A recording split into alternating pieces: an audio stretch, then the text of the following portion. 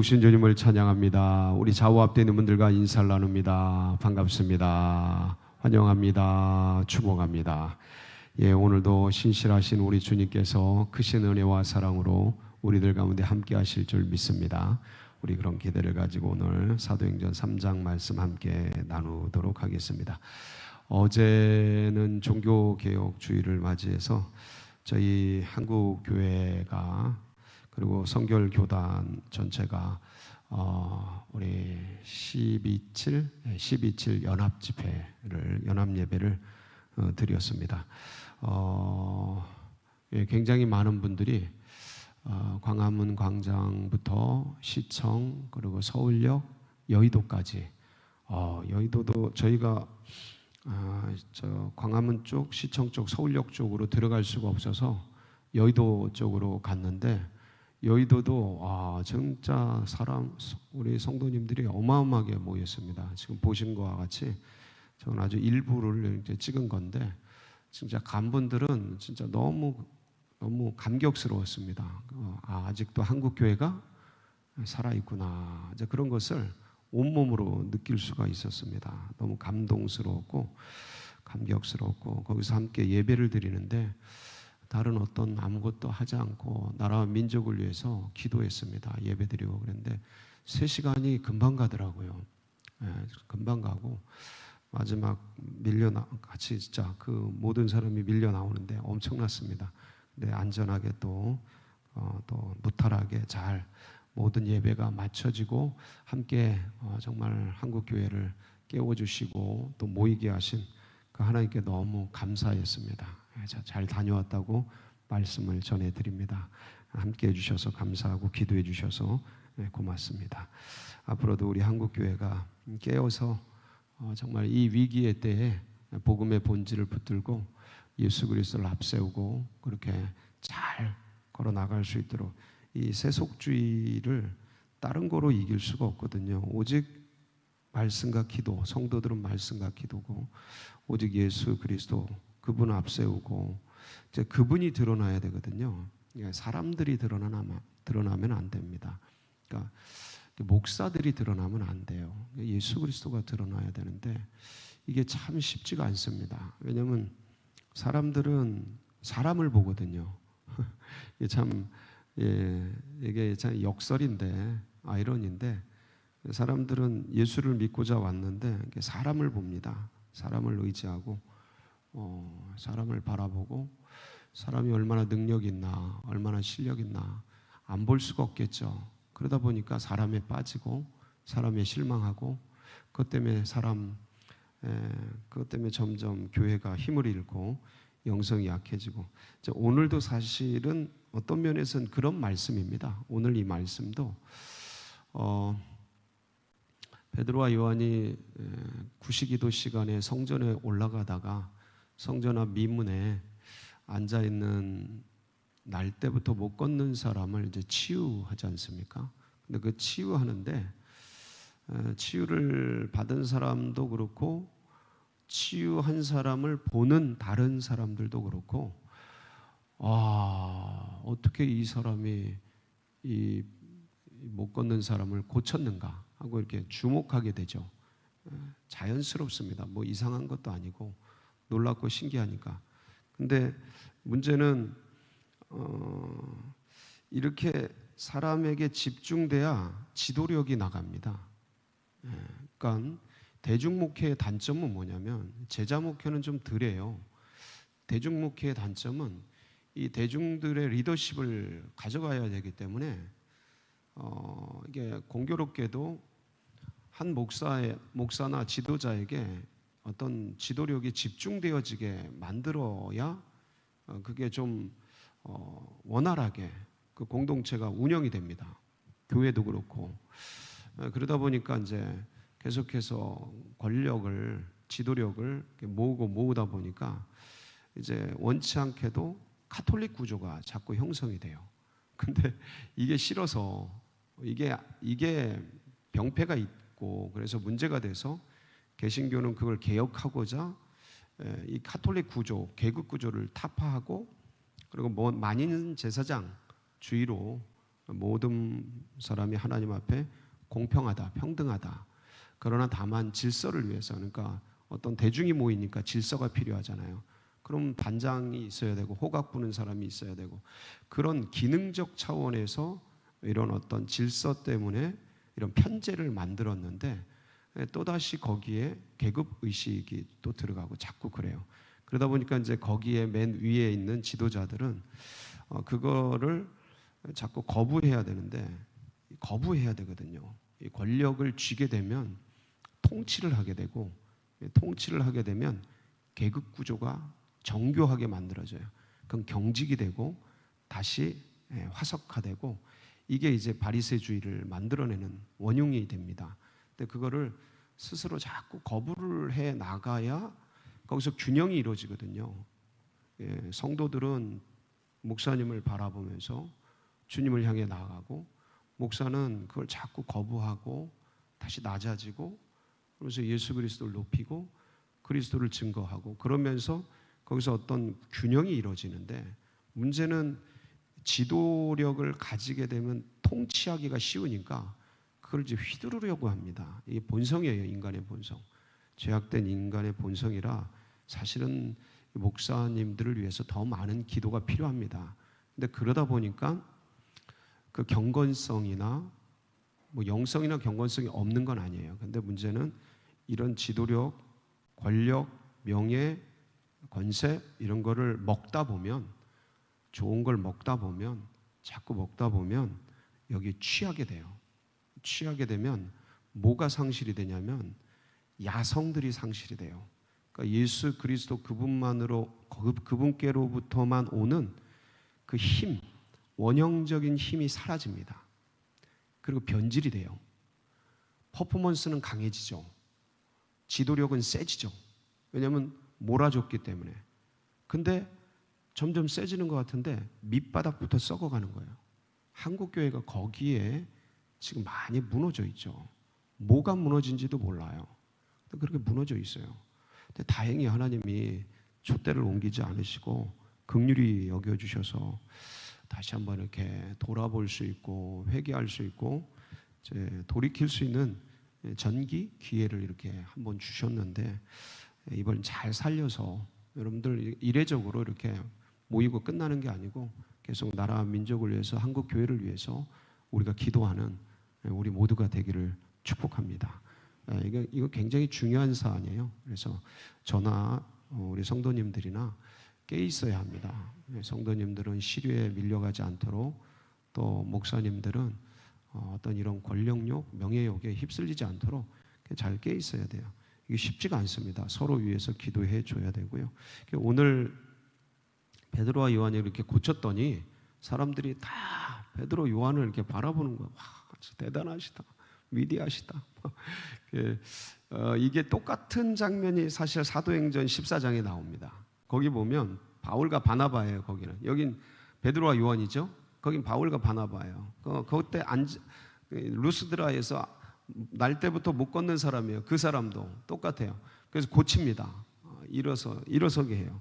그러니까 사람들이 막 제우스 신이 나타나, 신이 인간의 형상을 하고 나타났다고 난리를 지금 신격화시켜요. 그때도 바나바와 이게 바울과 바나바가 그냥 긋고 만류하면서 왜 이렇게 사람을 이렇게 하느냐 그러면서 이런 일들을 이렇게 신들을 만드는 것들을 못하게 하려고 하나님께서 이 땅에 우리를 보내셨다 그러면서 그들에게 복음을 전하는데, 사실 오늘 이 부분도 이제 바울과 바나바가 아니고 베드로와 요한이 이제 사람들이 막 신격화하니까 오늘 12절이죠. 12절 이 말씀이 참 중요합니다. 같이 한번 보실게요. 시작.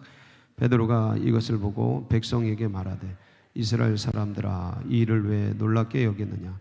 우리 개인의 권능과 경건으로 이 사람을 걷게 한 것처럼 왜 우리를 주목하는? 이런 어떤 자세, 이게 이제 우리 모두가 지녀야 될 자세죠. 목사님들뿐만 아니라 모든 성도님들도 나가 아니고, 내 개인이 아니고, 인간이 아니고 누가 하셨다? 하나님이 하셨다. 우리 주님이 하셨다. 성령께서 하셨다. 이렇게 이런 어떤 내면의 고백을 가지고 있어야 돼요. 이게 형식과 인사치레가 아니고 내 안에 진실로 이런 어떤 겸비한 주님 앞에 코람데우죠. 늘 하나님 앞에서 사는 그런 자세. 이게 이제 진짜 있어야 되고, 그런데 이제 여기서 보면 베드로가 이제 개인의 경건과 능력이 아니라 우리가 아니라 이것은 하나님이 하신 거다라면서 했던 말이 구체적으로 이제 16절이에요. 16절 이 부분이 이제 오늘 본문의 핵심인데 시작. 그 이름을 믿음으로 그 이름이 너희가 보고 아는 이 사람을 성하게 하여는 예수로 말미암아 난 믿음이 너희 모든 사람 앞에서 이같이 완전히 낫게 하였느니라. 여러분, 이 날 때부터 못 걷는 사람을, 성전 미문 앞에 있던 이 사람을 베드로와 요한이 고치잖아요. 일으키잖아요. 근데 그때 사용했던 말이 뭐냐면 사도행전 3장 6절이죠. 사도행전 3장 6절에 보면 뭐라고 돼 있어요? 베드로가 뭐라고 그래요? 은과 금은 내게 없거니와 내게 있는 것으로 내게 주노니 나사렛 예수 그리스도의 이름으로 일어나 걸으라. 누구의 이름이요? 예수 그리스도의 이름으로. 그 말씀을 지금 베드로와 요한이 이제 베드로가 대표적으로 하는 거예요. 그 이름을 믿음으로, 그 이름이, 자 보세요. 16절 그 이름을 믿음으로. 뭐가 있어야 돼요? 믿음이 있어야죠. 예수 그리스도를 향한 믿음이 있어야 되죠. 자 보세요. 그 이름을 믿음으로, 그 이름이, 그러니까 믿는 사람이 누구의 이름으로? 예수의 이름. 그러니까 예수 그리스도를 믿는 사람이 누구의 이름으로? 예수의 이름으로. 예, 이게 이제 믿음의 백성이 예수 그리스도의 이름을 쓸 때 이런 은혜가, 이런 기적이, 역사가 일어나는 거죠. 여러분, 그러면 예수 그리스도의 이름이 도대체 뭔데 이런 능력이 있느냐 이거죠. 도대체 뭔데? 여러분, 호랑이는 죽어서 가죽을 남기고 사람은 죽어서 이름을 남기고. 이름이 뭔데요? 이름이 어떤 건데 그게 남겨있죠? 호랑이는 가죽이 이쁘지요? 네, 멋있죠? 그 뜨뜻하죠? 그 이름은 뭔데요? 여러분, 이름이라는 게 그 안에 인격이 담겨 있고요. 그 다음에 행적이 담겨 있어요. 여러분, 세종대왕 뭐 하셨어요? 한글 창제하셨죠. 행적이 담겨 있죠. 이순신 장군 임진왜란 때 일본 왜구를 다 때려 부셨죠. 이 행적이 담겨 있어요. 그것과 함께 이름에는 그 사람의 인격이 담겨 있어요. 그러니까 인격과 행적, 사역이거든요. 인격과 사역, 하신 일과 그분이 어떠한 분인지 그게 이름 안에 담겨 있는데, 예수 그리스도, 예수는 이름이고요, 그리스도는 직임이에요. 최봉수 목사, 최봉수는 이름이고 목사는 직임이에요. 그렇죠? 예수 그리스도, 메시아란 뜻이죠. 예, 기름 부음 받은 자란 뜻이에요. 그럼 이름이 예수예요. 이게 그리스도도요, 원래 기름 부음 받은 자, 메시아, 이게 구원자라는 뜻입니다. 그리스도 자체가. 근데 예수라는 이름의 뜻이 뭐냐면 마태복음 1장 21절에 보면 거기 이렇게 나와 있거든요. 한번 보실까요? 시작. 시작. 아들을 낳으리니 이름을 예수라 하라. 이는 그가 자기 백성을 그들의 죄에서 구원할 자이심이라 하니라. 예, 아들을 낳으리니 이름을 뭐라요? 예, 이 예수의 뜻이 뭐예요? 그가 자기 백성을 그들의 죄에서 구원할 자, 구원자라는 뜻이죠. 예수 자체가. 예수의 이름의 유래는 뭐예요? 이건 한글이고, 예수는 영어는 지저스죠. 헬라어는 예수스예요. 예, 그 히브리어는 여호수아예요. 그 앞에는 여호와죠. 이렇게 쭉 오는 거예요. 유래가 그래요. 그러니까 이 이름 자체가 구원자라는 뜻이에요. 그러니까 이 이름 안에 이런 뜻이 있는데, 예수님이 살아생전에 뭐라고 말씀하시냐면 요한복음 14장 13절 14절에 보면 너희가 이제 내 이름으로, 이렇게 시작, 너희가 내 이름으로 무엇을 구하든지 내가 행하리니 이는 아버지로 하여금 아들로 말미암아 영광을 받으시게 하려 함이라. 내 이름으로 무엇이든지 내게 구하면 내가, 예, 누구의 이름으로요? 예수의 이름으로 이제 구하라는 거예요. 예수님이 친히 말씀하신 거예요. 내 이름으로 구해라. 왜냐하면 중재자가 되시거든요. 하나님 앞에 중보자가 되셔요. 그분의 이름으로 구하면 이게 하나의 키가 돼요. 암호를 여는 키가 돼요. 그래서 영의 세계를 여는 키가 돼요. 그래서 그 이름으로 구하기 시작하면 역사가 일어납니다. 요한복음 16장 24절에는 더 확실히 얘기하시죠. 시작. 지금까지는 너희가 내 이름으로 아무것도 구하지 아니하였으나 구하라. 그리하면 받으리니 너희 기쁨이 충만하다. 이제는 예수님께서 같이 계시니까 예수님이 해주시면 되고 예수님과 같이 있으면 되니까 이 육체로 같이 있는 제자들에게 그동안은 내 이름으로 구하라고 말하지 않으셨는데 이제 떠나실 것을 준비하면서 이 말씀을 하시는 거거든요. 안 보이시니까 이제 예수님의 이름으로 구하는. 그러면 예수 그리스도의 이름으로 구할 때 어떤 일이 일어나는지 여러분 사도행전 4장 12절에 보면 다른 이로서는 시작. 다른 이로서는 구원을 받을 수 없나니 천하 사람 중에 구원을 받을 만한 다른 이름을 우리에게 주신 일이 없습니다. 이 이름으로 뭘 받아요? 구원을 받습니다. 그리고 사도행전 10장 43절 시작. 그 선지자도 증언하되 그를 믿는 사람들이 다 그의 이름을 힘입어 죄사함을 받는다. 뭘 받아요? 죄사함을 받아요. 아까도 우리가 사도행전 3장 6절 봤지만 예수 그리스도의 이름으로 뭐가 일어나요? 일어나 걸어라. 치유가 일어나죠. 요거를 야고보서 5장 14절 15절에는 좀 더 명확하게 해놨어요. 야고보서 같이 보겠습니다. 시작.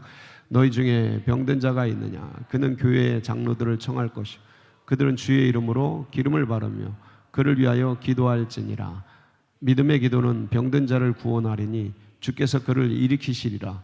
혹시 죄를 범하였을지라도 사하심을 받으리라. 자, 이 믿음의 기도를 해서 의인의 간구가 역사하는 힘이 많은데 그 사람이 의인이라서 치료가 일어나고 역사가 일어나는 겁니까? 아니면 그 이름의 능력입니까?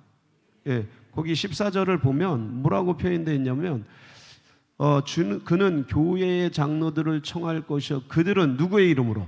주 이름으로. 저게 이제 굉장히 중요해요. 예수 그리스도의 이름으로. 그 이름에 권세와 능력이 있기 때문에 그러니까 그 이름을 쓰는 거예요. 그리고 그러면 도대체 왜 그 이름에 이런 권세와 능력이 있는가? 이건 왜 그 이름에 권세와 이런 능력이 있는가? 빌립보서 2장 5절에서 11절을 보면 그 정확한 내용이 나와 있어요. 시작. 너희 안에 이 마음을 품으라. 곧 그리스도 예수의 마음이니 그는 근본 하나님의 본체시나 하나님과 동등됨을 취할 것으로 여기지 아니하시고 오히려 자기를 비워 종의 형체를 가지사 사람들과 같이 되셨고 사람의 모양으로 나타나사 자기를 낮추시고 죽기까지 복종하셨으니 곧 십자가에 죽으심이라.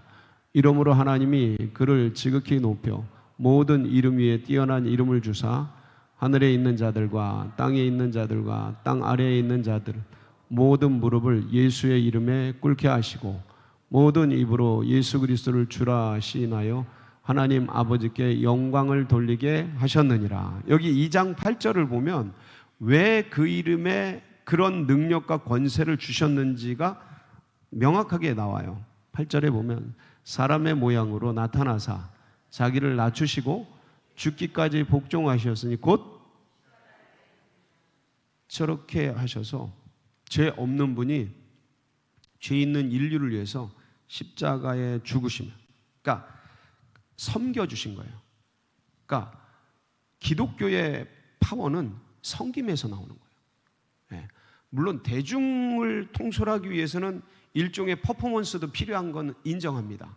근데 기독교의 근본적인 에너지, 파워가 어디서 나오느냐? 자기 목숨을 인류를 위해 주신 데서 하나님이 모든 이름을 그 예수 이름 앞에 꿇게 하신 거예요. 그러니까 모든 권력을 다 예수 이름에 넣어주신 거예요.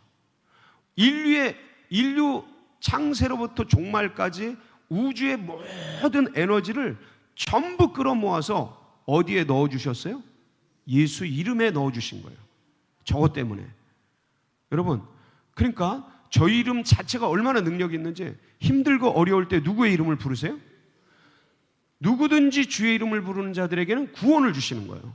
그게 어떤 상황이든 어느 때든 그러니까 사실은 이렇게 습관적으로 하면서 그 믿음 자체가 상실될 우려가 있는데 이걸 삼각시키면서 여러분이 깨어서 이름 자체를 어렵고 힘들 때 그리고 행복할 때 늘 그리스도 예수의 이름을 부르세요. 아침에 일어날 때, 저녁에 잠들 때, 아침에 일어날 때 여러분 피곤하지 않으세요? 아침에 일어날 때 깨끗하세요? 맑으세요? 야, 참 건강 좋은 겁니다.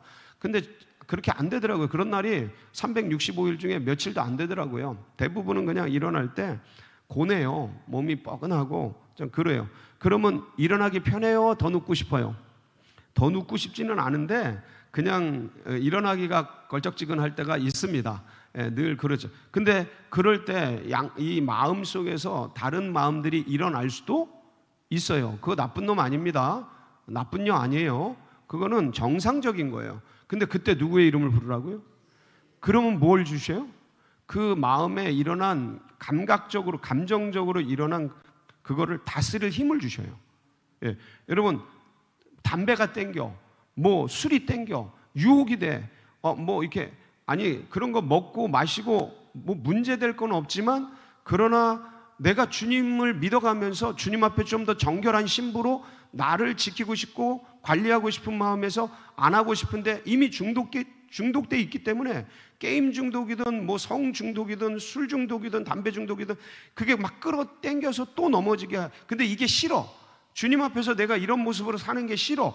그래서 그걸 이기고 싶어. 누구의 이름을 부르세요? 부르세요. 마음을 다스려 주셔요.